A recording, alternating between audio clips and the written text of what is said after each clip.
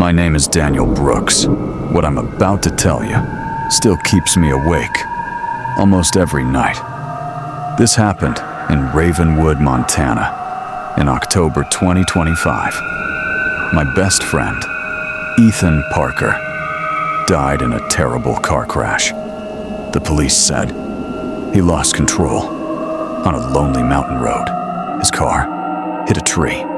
There was nothing anyone could do. I went to his funeral. I stood right beside his family. I watched his coffin being lowered into the ground.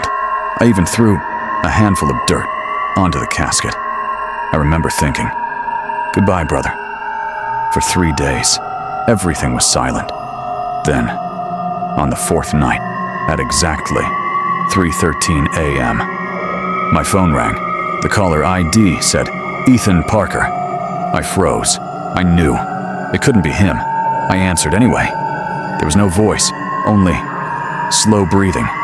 Then, a whisper, so quiet, I almost missed it.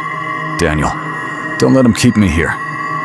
The call ended. I tried calling back. "The number is no longer in service." My hands wouldn't stop shaking. Then, someone knocked 3 times. I looked through the living room window. A man was standing at the end of my driveway, perfectly still. He was wearing the same black jacket Ethan was buried in. I kept telling myself, this isn't real. I grabbed a flashlight and walked outside. The cold air felt strange. No wind, no insects, no sound, just silence. The man slowly turned around. It was Ethan. His face looked almost normal, but something was terribly wrong. His skin was pale. His eyes were completely black. Not angry, not empty, just black. He smiled, too wide, too still. Then he said, "You saw him bury me, but you never saw who came back." Before I could move, the flashlight started flickering. For 1 second, he disappeared. I pointed the light around. Nothing. Then, a voice right behind me. "Daniel." I turned. Nobody. I ran back into the house, locked every door, every window. I didn't sleep. The next morning, I drove straight to the cemetery. Something felt wrong. The moment I arrived, fresh mud was scattered around Ethan's grave. The coffin had been opened. The lid was cracked. Inside, it was empty. Police searched the entire cemetery.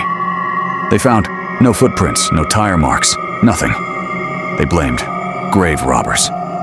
But the sheriff quietly admitted he had never seen anything like it. That night, I checked my security cameras. At 3:13 a.m., someone was standing outside my front door, not moving, for exactly 17 minutes. Then, he slowly looked directly into the camera and smiled. The video suddenly cut to black. I replaced every camera, installed brighter lights, even bought a large guard dog. 2 nights later, the dog started growling at the front door.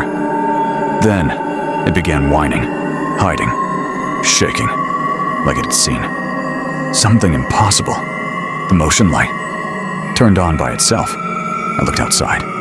No one, but on the glass, someone had written with a wet finger, "I'm not Ethan." My blood turned cold. If that wasn't Ethan, then who was standing outside my house? The next morning, I visited Ethan's mother before I could speak.